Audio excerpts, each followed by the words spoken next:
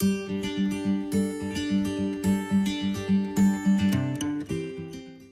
Everyone, lifeline academy में आपका स्वागत है। आज के इस वीडियो लेक्चर में हम कक्षा 12 के रसायन विज्ञान के ठोस अवस्था के कुछ पाठनीय प्रश्न और उसके साथ साथ कुछ हेडिंग्स को भी लेंगे। ये हमारा तीसरा लेक्चर होगा ठोस अवस्था का। पहले और दूसरे लेक्चर में अब तक के हमने क्रमबद्ध टॉपिक्स और पाठनीय प्रश्न को ले चुके हैं। हमारा पूरा एजुकेशन एनसीईआरटी पैटर्न पर आधारित है। तो आइए हम पहला क्वेश्चन देखते हैं। आज मैं 1.6 से स्टार्ट कर रहा हूँ। इसके पहले के सारे हमारे प्रीवियस लेक्चर में हो चुके हैं। तो 1.6 क्वेश्चन क्या है? उपस्थित बलों की अंतराआण्विक प्रकृति के आधार पर निम्नलिखित ठोसों को विभिन्न संवर्गों में वर्गीकृत कीजिए। जो अंतराआण्विक बल है उसके आधार पर देखिए क्वेश्चन में, देखिए क्या क्या यौगिक दिया हुआ है। पोटेशियम सल्फेट, टीन, बेंजीन, ये जो यौगिक हैं इनको आपको बताना है किस प्रकार के यौगिक हैं। तो जो पोटेशियम सल्फेट होता है वो एक आयनिक ठोस है क्योंकि वह आयनों में टूट जाता है। जो टिन है यह एक धातु है, धात्विक ठोस हो गया। बेंजीन में अध्रुवीय आणविक बंध पाए जाते हैं, इसीलिए अध्रुवीय आणविक ठोस कहा जाता है। यूरिया को ध्रुवीय आणविक ठोस, अमोनिया ध्रुवीय आणविक ठोस क्योंकि इसमें पोलैरिटी का निर्माण होता है, प्लस माइनस चार्ज का क्रिएट होते हैं। जल में हाइड्रोजन बंध होते हैं। याद कीजिए जो जल है आपका, मान लीजिए ये ऑक्सीजन है, इधर हाइड्रोजन है, इधर हाइड्रोजन है।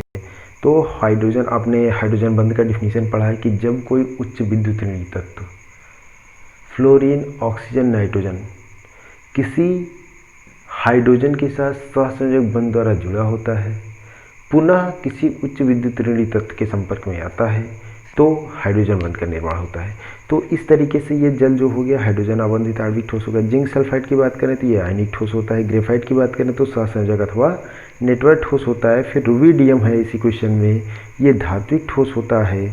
आर्गन अध्रुवीय आणविक ठोस और सिलिकॉन कार्बाइड सहसंयोजक नेटवर्क ठोस होता है। ये 1.6 क्वेश्चन था। अगर 1.7 की बात करें तो इसमें क्वेश्चन है, ठोस अत्यधिक कठोर, ठोस व गलित दोनों अवस्थाओं में विद्युत रोधी है।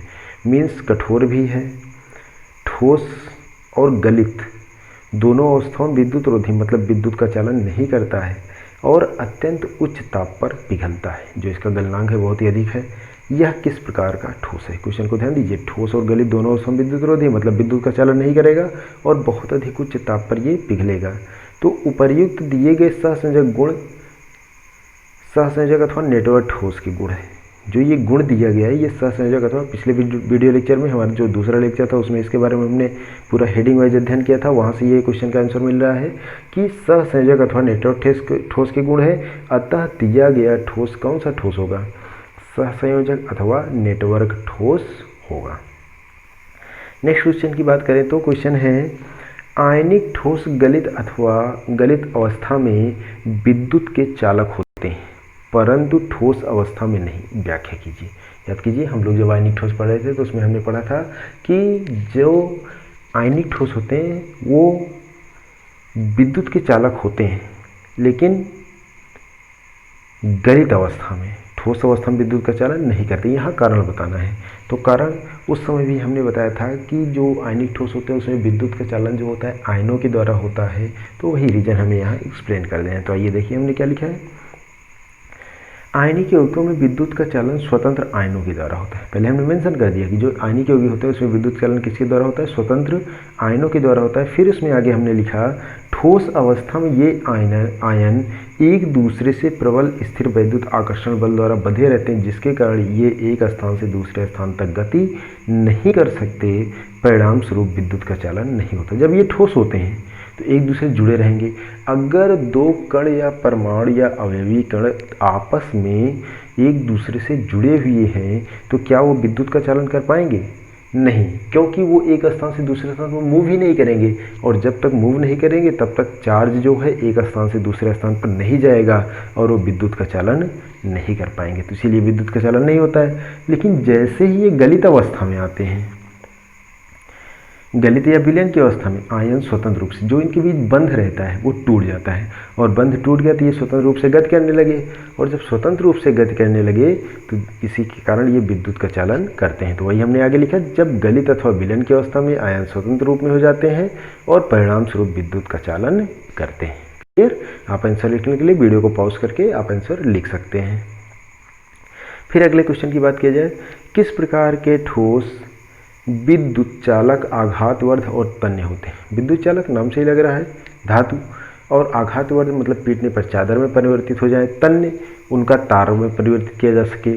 तो धात्विक ठोस जो होते हैं वो विद्युत के चालक होते हैं, आघातवर्ध होते हैं और तन्य भी होते हैं।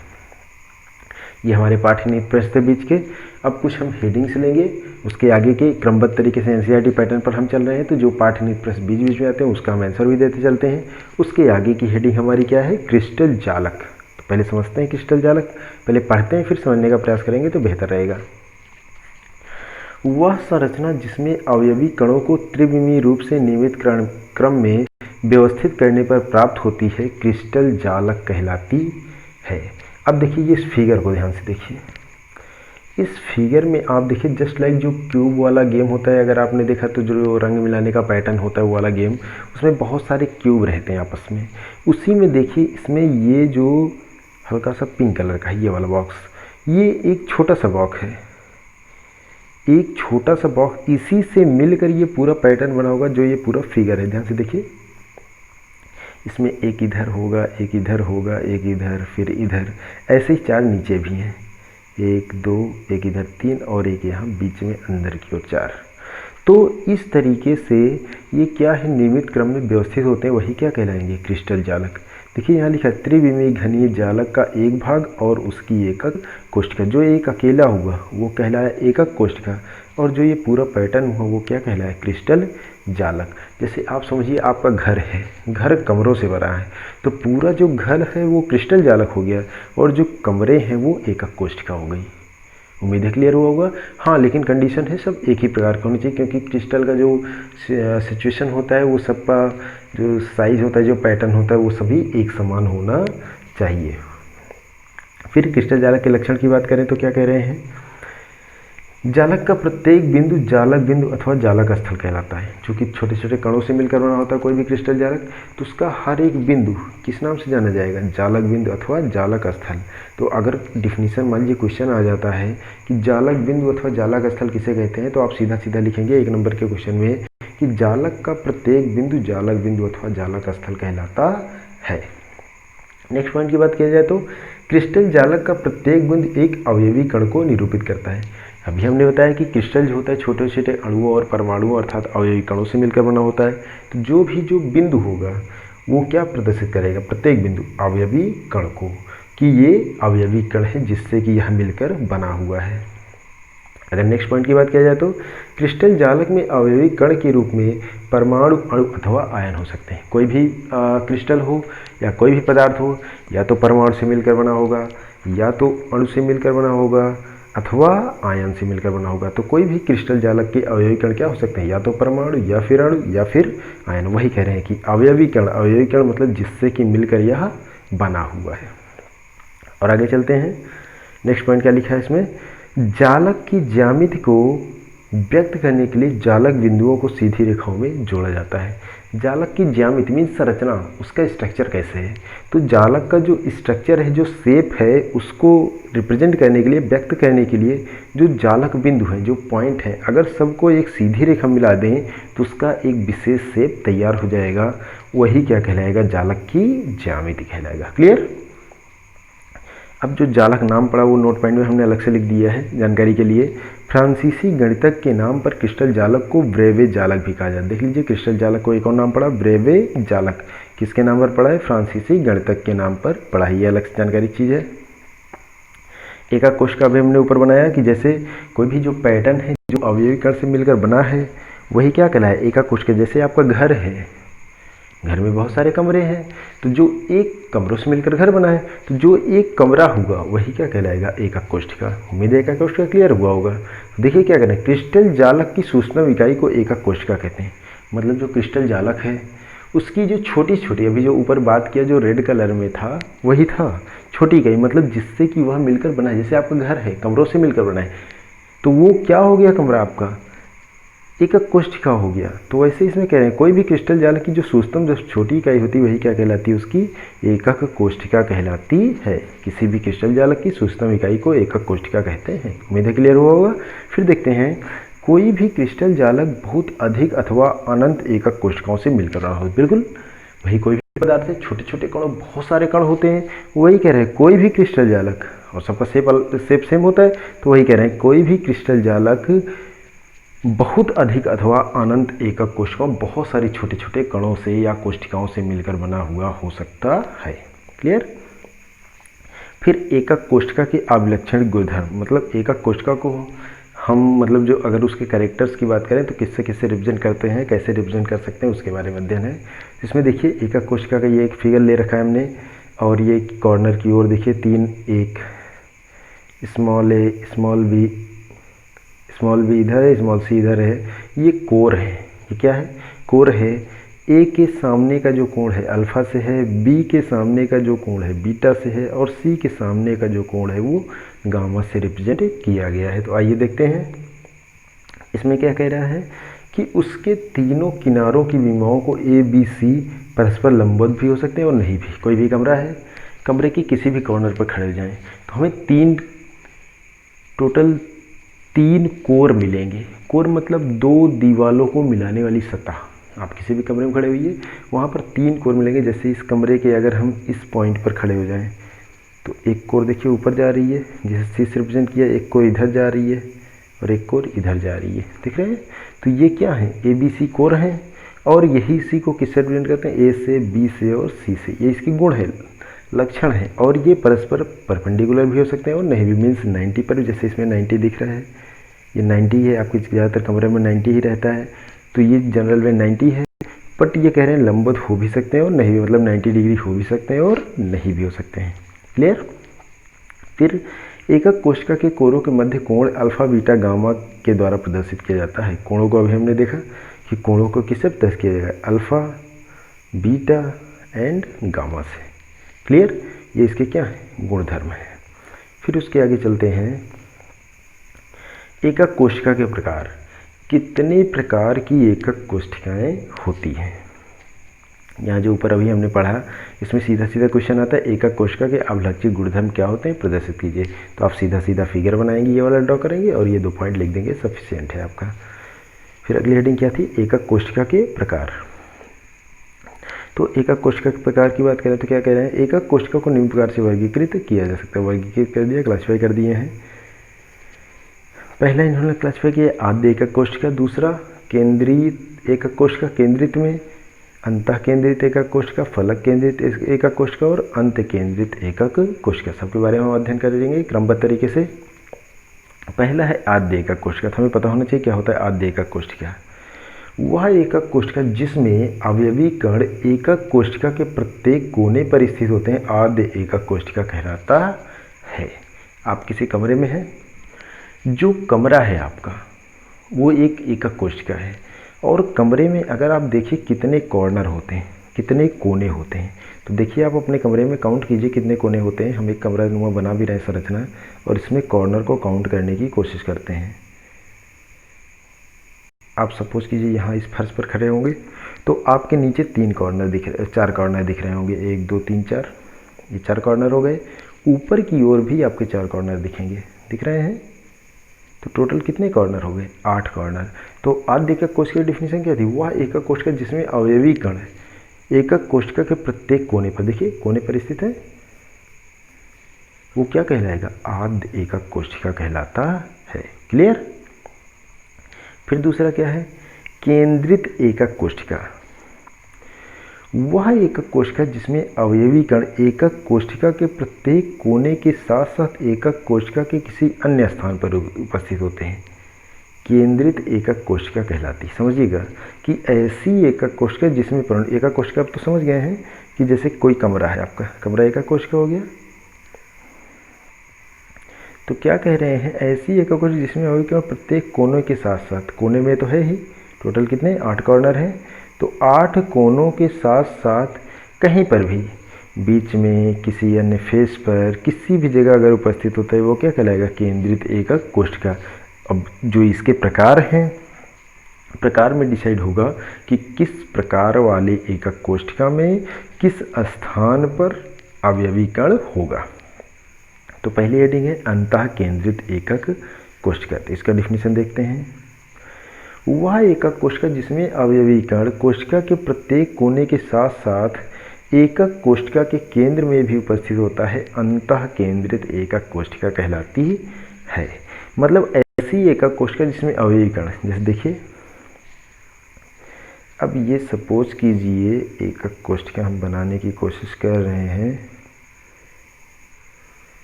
ये मान लीजिए हमारी एकक कोशिका है, ये हो गया। अब आपकी एकक कोशिका आपका कमरा है, अवयवीकरण कोने पर तो है ही। अब देखिए हम कोने पर बना रहे हैं, थोड़ा छोटा बना रहे हैं इस बार। कोने पर हमने परमाणु को रख दिया है, या अवयवीकरण बोल दें, कुछ भी बोल दें, कोई दिक्कत नहीं है। के साथ साथ इसके केंद्र, अगर कह दिया जाए आपके कमरे का केंद्र निकालना है तो आप कैसे निकालेंगे। आपका कमरा है तो 2 डायगोनल क्रॉस में खींचेंगे। जैसे देखिए एक डायगोनल इसको हमने इससे मिलाया, क्रॉस में जा रहा है, एक डायगोनल इसको हमने इससे मिला दिया, देखिए क्रॉस में ही होगा, एक का ऊपर का दूसरे से नीचे का और उसके जस्ट अपोजिट साइड में। तो इस तरीके से क्रॉस करेंगे तो उसका मिडिल निकलेगा, मिडिल में भी एक क्या हो, अवयवीकरण हो। तो इस प्रकार की कोशिका क्या कहलाएगी, अंतः केंद्रित एकक कोशिका।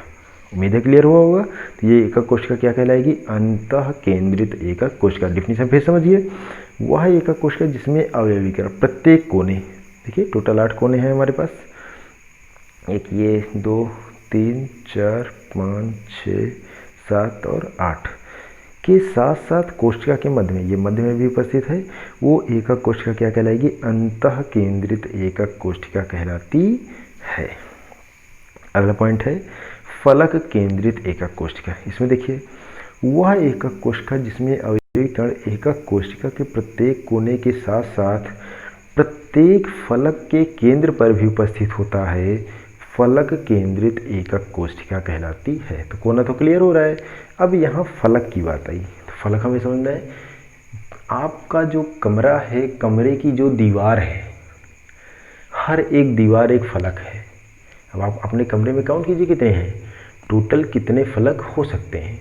तो काउंट कीजिए, आप जहाँ बैठे हैं आपके आगे और पीछे 2, आपके दाएं और बाएं 2, टोटल 4 हो गए।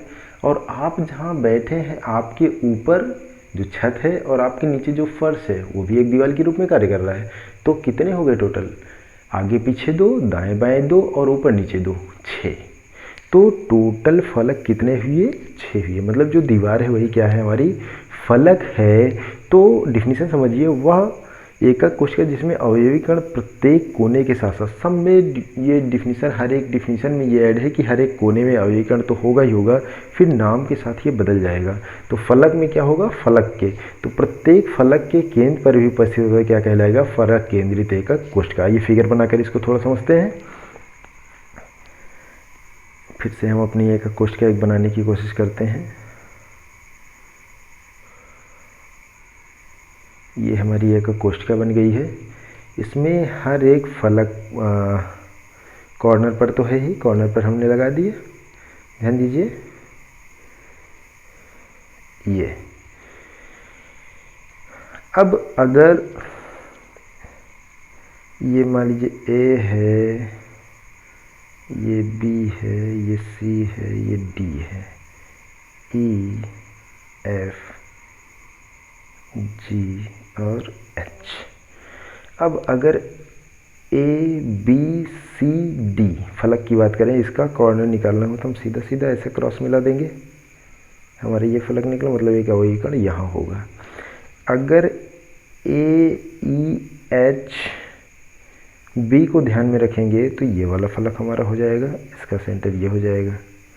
इसी तरीके से अगर ऊपर छत की बात करें तो ई एफ जी एच होगा, और इसका अगर हम फलक का केंद्र निकालेंगे, दोनों डायगोनल को मिलाएंगे, ये हो जाएगा।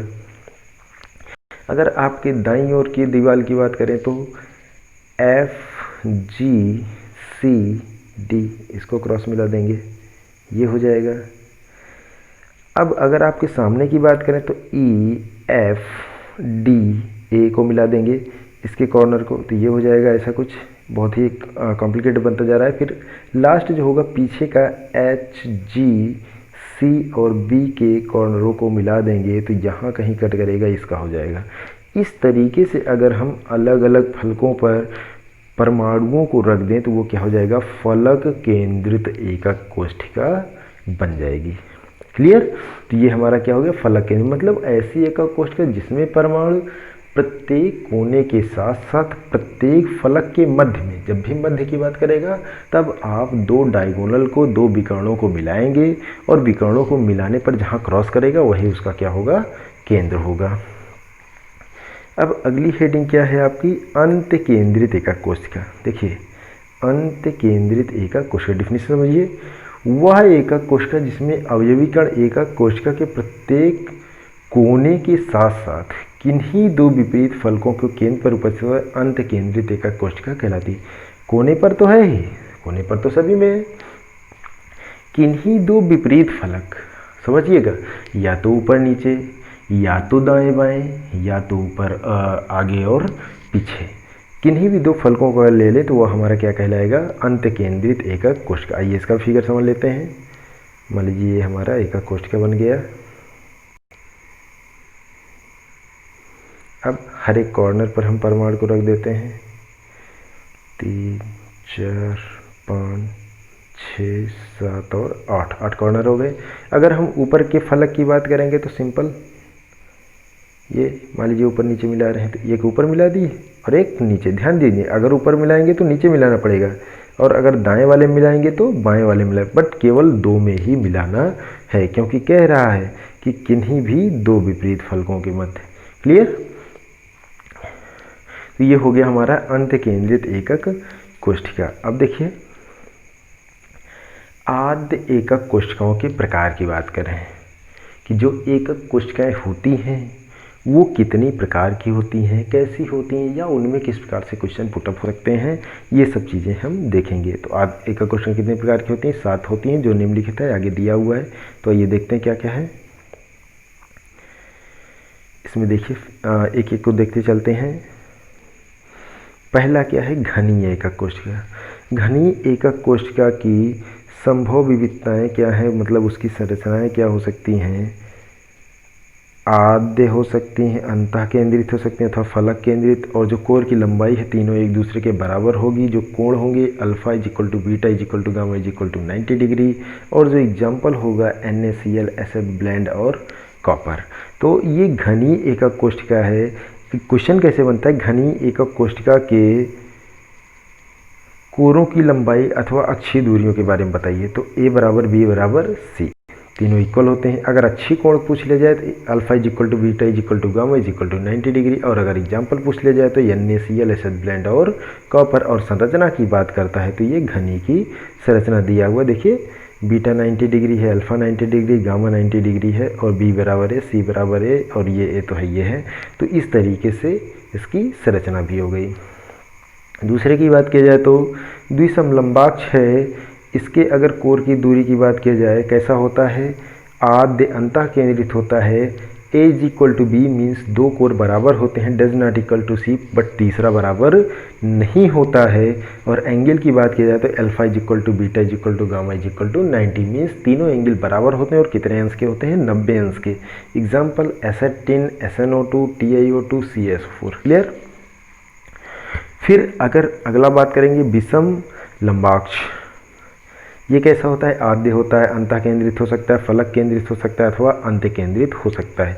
और अगर अच्छी दूरी की बात करेंगे तो A ≠ B ≠ C, मतलब तीनों कोर की लंबाई बराबर नहीं होती। इन जनरल भी कमरे जैसे होते हैं, ज़्यादातर में ऐसा ही होता है। और एंगल जो होता है alpha = beta = gamma = 90 degree means तीनों एंगल कैसे होंगे, 90 अंश पर होंगे। और अगर उदाहरण की बात किया जाए तो विषम लंबाक्ष गंधक KNO3 BSO4। क्लियर? ये 3 हो गए हमारे शुरू के। खटकोणी की बात की जाए तो आद्य होता है और जो कोर की लंबाइयाँ होती हैं A is equal to B does not equal to C, means दो तो बराबर होंगे बट तीसरा बराबर नहीं होगा। और एंगल की बात की जाए तो दो एंगल 90 होते हैं, alpha is equal to beta is equal to 90 और gamma is equal to 120 degree होता है। क्वेश्चन यही बनेगा। क्वेश्चन यहाँ से ध्यान देना है हमें, अच्छी दूरियों को और अच्छी कोण को, उसके साथ साथ एग्जाम्पल को लेना है। और अगर खटकोणी का एग्जाम्पल की बात करें तो ग्रेफाइट, ZnO और CdS। फिर अगला है त्रिसमताक्ष अथवा त्रिकोणी। ये कैसा होता है? आद्य प्रकार का होता है, तीनों बराबर होते हैं अगर कोर की लंबाई की बात की जाए, A is equal to B is equal to सी।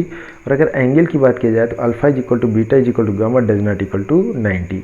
जितना अल्फा होगा उतना ही बीटा होगा, उतना ही गामा होगा, लेकिन वो 90 नहीं होगा, 90 के अलावा कुछ भी हो सकता है। और इसका एग्जाम्पल है कैल्साइट CaCO3 और सिनवार HgS। और अगर अगला छठा की बात करें तो एक अंताक्ष होता है। ये कैसा होता है? आद्य अथवा अंतः केंद्रित होता है। तीनों जो कोर की लंबाई है वो बराबर नहीं होती हैं, alpha does not equal A does not equal to B does not equal to C. और अगर एंगल की बात करें तो alpha is equal to gamma is equal to 90 degree और beta does not equal to 90 degree. मतलब दो कोण 90 अंश होते हैं बट तीसरा जो कोण है बीटा वो 90 अंश नहीं होता। और अगर एग्जाम्पल की बात करें तो एक अंताक्ष गंधक NaSO4 इंटू 10H2O। और लास्ट जो सातवां होता है हमारा प्रकार उसका, वो त्रिनिताक्ष होता है, आद्य प्रकार का है। और तीनों जो कोर की लंबाइयाँ वो बराबर नहीं होती हैं, A does not equal to B does not equal to C. लेकिन जो एंगल है, एंगल भी बराबर नहीं होता, alpha does not equal to beta does not equal to gamma does not equal to 90। Means alpha beta gamma तीनों एक दूसरे से कुछ ना कुछ भिन्न होंगे और तीनों में से कोई भी 90 अंश का नहीं होगा। एग्जाम्पल की बात की जाए तो K2Cr2O7 CuSO4 इंटू 5H2O और S3BO3। आज के वीडियो में इतना ही। अगर आपको वीडियो पसंद आए तो चैनल को सब्सक्राइब करें, बेल आइकन की बटन दबाएं। धन्यवाद।